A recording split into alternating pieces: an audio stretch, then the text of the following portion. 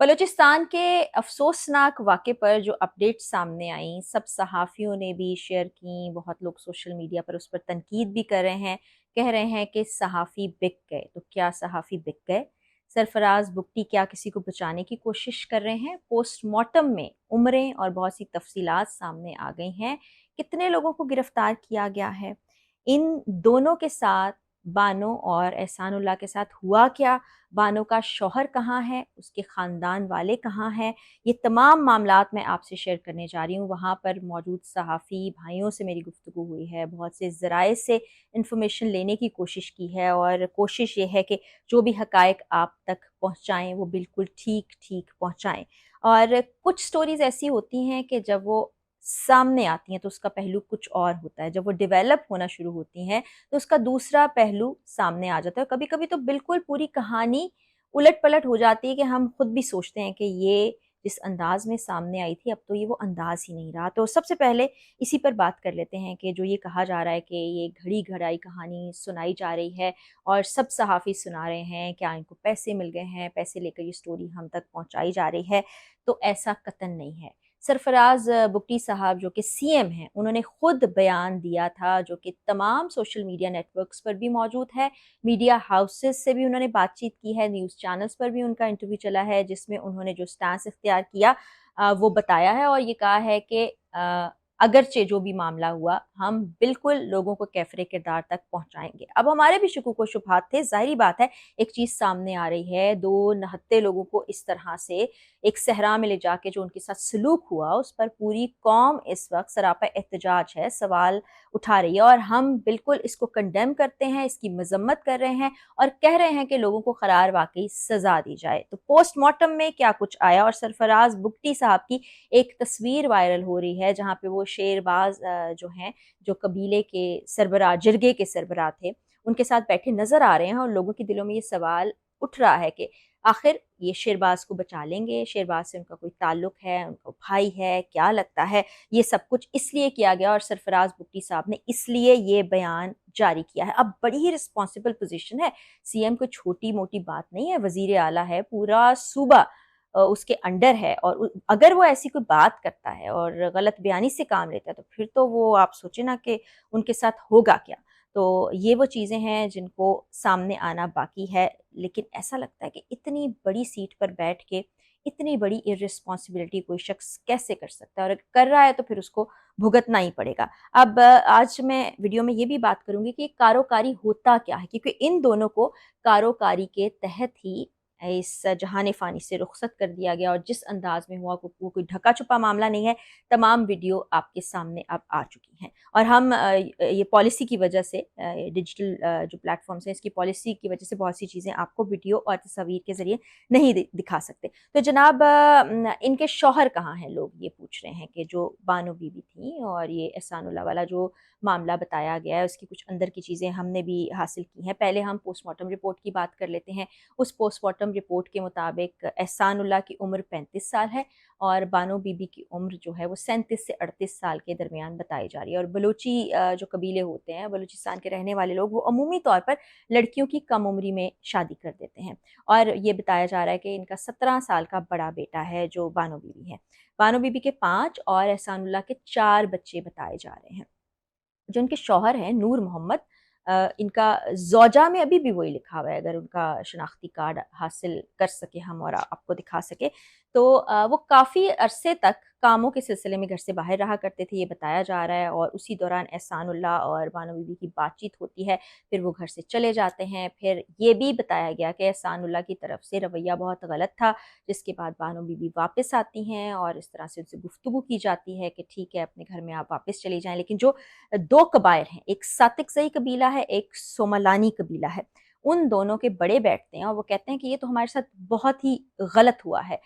ایک قبیلے کا لڑکا ایک لڑکی کے ساتھ چلا گیا، دوسرے قبیلے کی لڑکی ایک اور قبیلے کے ساتھ چلی گئی، تو اب ہماری غیرت جو ہے وہ گوارا نہیں کرتی۔ اب غیرت پر بھی میں کیا کہوں کہ یہ کون سی غیرت ہے جو قانون، دین، شریعت، ایمان کسی کے زیر نظر فیصلے نہیں کرتی ہے، اپنا ہی کوئی فیصلہ لے آتی ہے، جو کہ قانونی طور پر ایک ملک کے اندر رہتے ہوئے اور اخلاقیات کے حساب سے بالکل غلط ہے۔ آپ قانون ہاتھ میں نہیں لے سکتے، کسی بھی انسان کو آپ سزا نہیں دے سکتے. اور ایون اگر آپ یہ کہتے ہیں نا سنسار کرنے والا معاملہ، تو وہاں بھی کوئی انسان خود یہ فیصلہ نہیں لے سکتا. اور یہ جرگے اور اس طرح کی وڈیرا شاہی، یہ معاملات بالکل سمجھ سے باہر ہیں، ان کو نہیں ہونا چاہیے. لیکن دوسری طرف آپ کو حیرت کی بات بتاؤں کہ 15 لوگوں کو گرفتار کیا گیا. جب گرفتار کرنے کے لیے وہاں پر فورسز پہنچی تو ان پر بھی پتھراؤ کیا گیا. یعنی قبیلے کہتے ہیں یہ ہمارا آپس کا معاملہ ہے، اس میں کوئی ادارہ دخل نہ دے، ریاست بالکل دخل نہ دے، ہم جو چاہیں ویسا کریں. یہ الگ ہی گنڈی مچا رکھی ہے. یعنی ریاست کے اندر ایک ریاست قائم ہو چکی ہے. حکومت کی رٹ کو چیلنج کرنا ہے، پھر رٹ کیا جرگے کی مان لی جائے اور حکومت پھر خاموش ہے تو اس کا فیلئر سمجھ لیا جائے.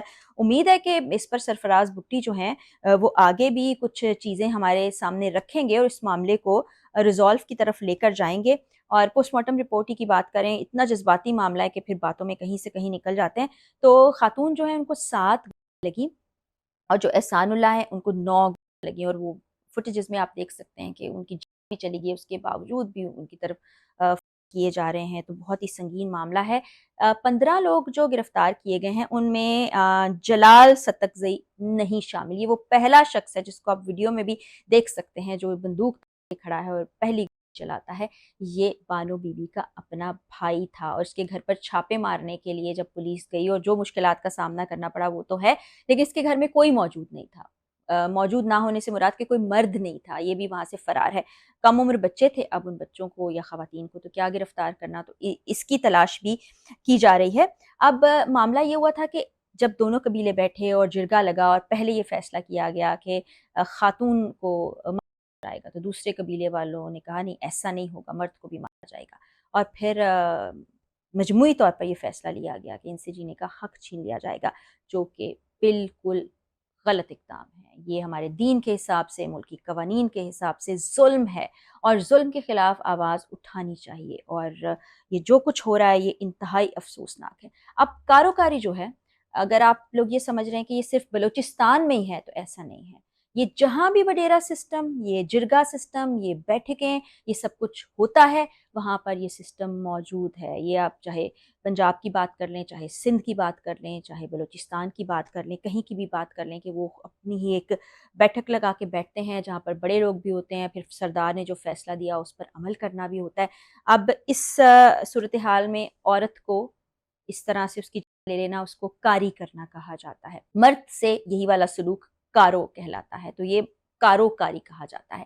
اور یہ ہوتا ہے جناب غیرت کے نام پر. اب یہ جو سو کالڈ غیرت ہے، اس کو ہم کس طرح سے بیان کریں کہ یہ پتہ نہیں کون سی غیرت ہے جس میں آپ انسان کی جان لے لیتے ہیں، کہ چھوٹے چھوٹے معاملات پر اس طرح کی چیزیں سامنے آ جاتی ہیں. بعض دفعہ یہ جو انہوں نے اپنا قبائلی قانون بنا رکھا ہے، اس میں اپنی ذاتی دشمنی، ذاتی رنجش میں اس طرح کا الزام لگا کر 2 لوگوں کی جان لے لی جاتی ہے.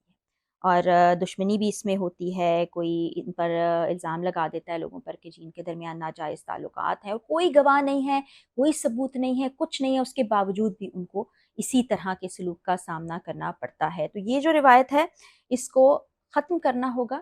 ایک قبیلوں نے جو ایک گردی شروع کر رکھی ہے جہاں پر حکومت کی رٹ بھی چیلنج ہوتی ہے، اس کو ختم ہونا چاہیے. یہ سلسلہ کسی طور پر بھی قابل قبول نہیں ہے اور سوشل میڈیا پر ایک ہنگامہ برپا ہے. لوگ کہہ رہے ہیں کہ اس چیز کو ختم کیا جائے، لیکن لگتا ایسا نہیں ہے کیونکہ سالہ سال سے یہ سب کچھ ہوتا آ رہا ہے. لیکن خدا را اس کو ختم کریں. کب تک آپ لوگوں کی جانیں لیتے رہیں گے؟ اگر کوئی مجرم ہے بھی، فار انسٹنس میں کل بھی اپنی ویڈیو میں کہہ چکی ہوں، تو بھی آپ اس کو عدالت میں لے جائیے، جو بھی آپ کے قوانین ہیں ان کے مطابق سزا دیجیے. اور جو سنسار کرنے کی بھی آپ بات کرتے ہیں کہ اگر وہ گناہ بھی کسی سے سرزد ہو گیا، تب بھی ایسا نہیں ہے کہ کوئی عام لوگ یا ایک ٹولہ اٹھے گا اور وہ اس طرح سے کسی کو سنسار کرے گا. اس کے بھی قانونی تقاضے ہیں، ملکی قانون، شریعت، دین، ایمان، سب کے تقاضے ہیں جس کو ہم پورا نہیں کرتے. اور ایک غیرت جاگ اٹھتی ہے جو کہ بہت سے معاملوں میں نہیں جاگتی. جب آپ اپنی بچیوں کی قرآن پاک سے شادی کرواتے ہیں، جب آپ جائیداد میں ان کو حصہ نہیں دیتے، جب ان کی بیٹی پیدا ہونے پر ان کو اپنی پسند ظاہر کرنے پر اس دنیا سے رخصت کر دیتے ہیں، تو وہ آپ کی غیرت ہوتی ہے؟ وہ غیرت نہیں ہوتی، وہ بے غیرتی ہوتی ہے. تو اس چیز کو چھوڑیے. حکومت اس سلسلے میں اقدام لے اور میں کہتی ہوں وفاق کو بھی اس میں انوالو ہونا چاہیے کہ ہر روز ہمارے سامنے اس طرح کی سٹوریز آتی ہیں، اس طرح کی چیزیں ہم رپورٹ کرتے ہیں، کور کرتے ہیں، ہائی اپ سے بات بھی کرتے ہیں، لیکن اینڈ میں ہوتا کچھ نہیں اور پھر ہم ایک نئے سلسلے کی طرف، ایک نئی افسوسناک صورتحال کی طرف بڑھ جاتے ہیں۔ تو اللہ تعالیٰ بھی ہم پر احسان کرے، قانون بنانے والے ادارے اور یہ سب کچھ حرکت میں ان چیزوں کو ختم کریں، اور اس پر مزید جو اپڈیٹس ہوں گی وہ بھی آپ سے شیئر کروں گی۔ اجازت دیجیے، اگلی ویڈیو میں بشرط زندگی ملاقات ہوگی۔ اللہ حافظ۔